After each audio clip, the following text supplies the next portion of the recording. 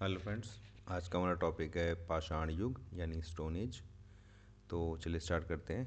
First of all हम लोग complete history को 3 पार्ट्स में डिवाइड करते हैं। पहला पार्ट इसमें प्री हिस्ट्री यानी प्रागैतिहासिक काल, दूसरा प्रोटो हिस्ट्री यानी आद्य इतिहास काल, और तीसरा इतिहास यानी हिस्टोरिकल पीरियड। देन अब जो प्री हिस्ट्री है हमारा यानी प्रागैतिहासिक काल है, यह वह काल है जब मनुष्य ने लिपि या लेखन कला का विकास नहीं किया था।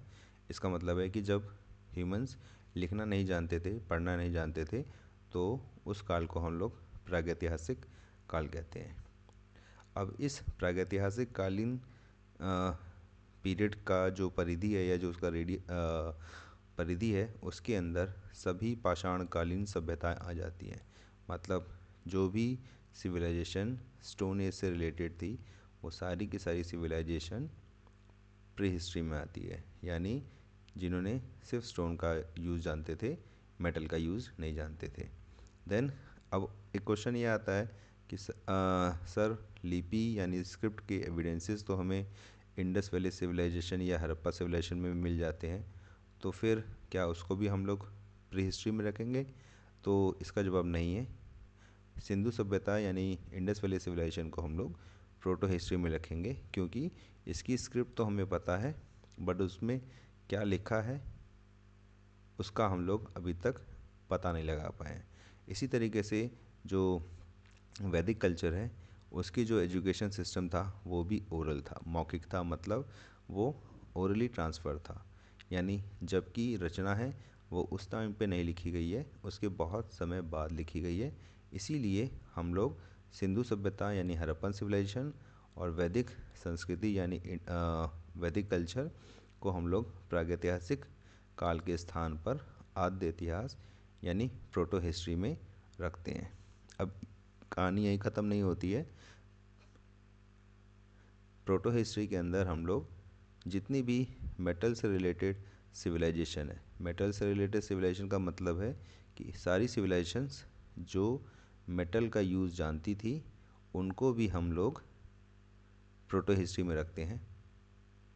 देन अब हमारा थर्ड पीरियड, जिसको हम लोगों ने ऐतिहासिक काल यानी हिस्टोरिकल पीरियड की संज्ञा दी है, तो वह ऐसा काल है जिसमें हमारे पास लिखित साक्ष्य हैं, यानी हमारे पास रिटर्न डॉक्यूमेंट है, और हम लोग जानते हैं कि उन रिटर्न डॉक्यूमेंट्स में क्या लिखा है, यानी हम उनको पढ़ सकने में सक्षम हैं। तो इसलिए उसको हम लोग ऐतिहासिक काल कहते हैं। अब इंडियन कंटेक्स्ट में ये जो ऐतिहासिक पीरियड है, ये ऐतिहासिक काल है, वो 6 सेंचुरी BC यानी ईसा पूर्व 6ठी शताब्दी से प्रारंभ होता है। और अगर हम लोग कंप्लीट हिस्ट्री को, जिसमें प्री हिस्ट्री, प्रोटो हिस्ट्री और हिस्ट्री शामिल है, उसको अगर हम लोग 100% मान लें, तो उसके अंदर ये जो ऐतिहासिक काल है, उसका परसेंटेज मात्र 0.001 है। देन अब हम आते हैं अपने प्री हिस्ट्री पे, जिसको हम लोगों ने प्रागैतिहासिक काल की संज्ञा दी है। तो 1776 में P.F. शुम, ये डेनमार्क से रिलेटेड थे। इन्होंने प्रागैतिहासिक यानी प्री हिस्ट्री को डिफरेंट डिफरेंट कल्चरल स्टेजेस यानी सांस्कृतिक चरणों में विभाजित किया है, और इनकी संख्या है 3। तो पहला है पाषाण काल, दूसरा है कांस्य काल, और तीसरा है लौह काल। मतलब जिस काल में मानव पत्थरों का यूज़ करता था, उसे उन्होंने पाषाण काल कहा। जिस काल में मानव कांस्य का यानी ब्रॉन्ज का यूज़ करता था, उसे उन्होंने कांस्य काल कहा। और जिस काल में मानव ने लोहे का उपयोग जान लिया, उसे उन्होंने लौह काल कहा।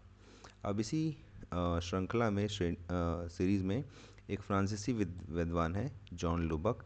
उन्होंने पाषाण काल को भी आगे विभाजित किया, और ये विभाजन का तरीका था या उसका जो आधार था, वो उनके स्टोन टूल्स यानी पाषाण उपकरणों के प्रारूप, उनके बनाने के स्टाइल और टेक्निक के आधार पर था। ठीक है, और उसके आधार पर उन्होंने इसको पूर्व पाषाण और नवपाषाण कहा। यानी जॉन लुबक ने ये पाषाण काल को भी 2 भाग में बांटा, पूर्व पाषाण काल और नवपाषाण काल। और उसका बेसिस क्या था? बेसिस था कि स्टोन टूल्स के बनाने के तरीके में जो बदलाव आया, और स्टोन टूल्स में जो बदलाव आया वो इसका आधार था।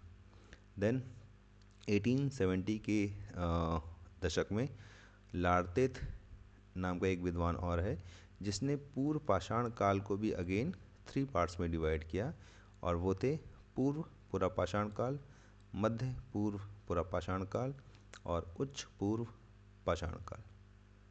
ठीक है, तो यानी अब ये हमारी पूरी अभी तक की हिस्ट्री थी। तो अब हम देखते हैं कि अभी के टाइम पे हम लोग प्रागैतिहासिक काल को और विशेष रूप से भारत के संदर्भ में प्रागैतिहासिक काल को कैसे विभाजित करते हैं। तो इसमें हम देखते हैं कि प्रागैतिहासिक काल में 3 काल शामिल हैं। पहला काल है पुरापाषाण काल, दूसरा काल है मध्यपाषाण काल और तीसरा काल है नवपाषाण काल। यानी यह वह काल है जब मानव पत्थरों का उपयोग करता था, पत्थरों के बने हुए औजारों का, उपकरणों का उपयोग करता था। तो आप कहेंगे कि सर ये फिर ये विभाजन क्यों? क्योंकि उत्तरोत्तर काल में यानी पुरापाषाण काल में जिस तरह के स्टोन टूल्स थे उनमें बदलाव आया, मध्यपाषाण काल आया, मध्यपाषाण काल के उपकरणों में बदलाव आया तो नवपाषाण काल आया। तो इसीलिए हमने कहा कि इनमें से प्रत्येक काल विशिष्ट विशेषताओं के साथ साथ उपकरण निर्माण कौशल और प्रौद्योगिकी में क्रमिक सुधार द्वारा चिन्हित है।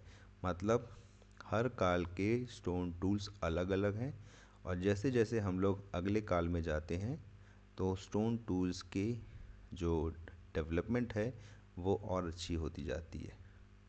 देन अब हमारा पहला काल है पुरापाषाण काल, जिसको हम लोग पैलियोलिथिक एज भी कहते हैं। तो अब इस एज में जो मानव था वो पूरी तरीके से आखेटक और खाद्य संग्राहक था। मतलब वो हंटिंग और गैदरिंग करता था। ठीक है, तो इस काल की जो सभ्यता है अगर उसका हम लोग टाइम पीरियड निकालें यानी कि वो कब हुआ था, तो वो अति नूतन काल यानी प्लेस्टोसीन एज में हुआ था, जो कि आज से 5 लाख ईसा पूर्व का समय था। अब ये अति नूतन काल प्लेस्टोसीन एज क्या है? ये जब हम धरती की आयु निकालते हैं, पृथ्वी की आयु निकालते हैं, तो उसके अंदर एक युग है।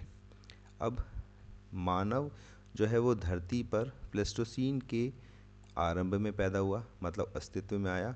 और महाराष्ट्र में एक जगह है बोरी, वहाँ से हमें बहुत सारे उपकरण मिले हैं। और यहाँ पे हम लोग कुछ विद्वानों के हिसाब से माने तो मानव की उपस्थिति 14 लाख वर्ष पूर्व मानी गई है। लेकिन हाल फिलहाल में देखा जाए जो नए रिसर्च आए हैं तो उसमें इस नंबर को थोड़ा सा कम भी किया गया है। देन अब आते हैं हम लोग कि पुरापाषाण काल को आगे भी विभाजन किया गया है, और इनका जो विभाजन है उसका आधार है क्लाइमेट में चेंज, जलवायु में हुए परिवर्तन और मनुष्य द्वारा बनाए गए औजारों की उपलब्धता के आधार पर। मतलब ह्यूमंस ने अपनी नीड्स के अकॉर्डिंगली टूल्स बनाए और टाइम के अकॉर्डिंगली उन टूल्स में चेंज हुए। तो उसी आधार पे हमने पुरापाषाण काल को 3 काल में बांटा है।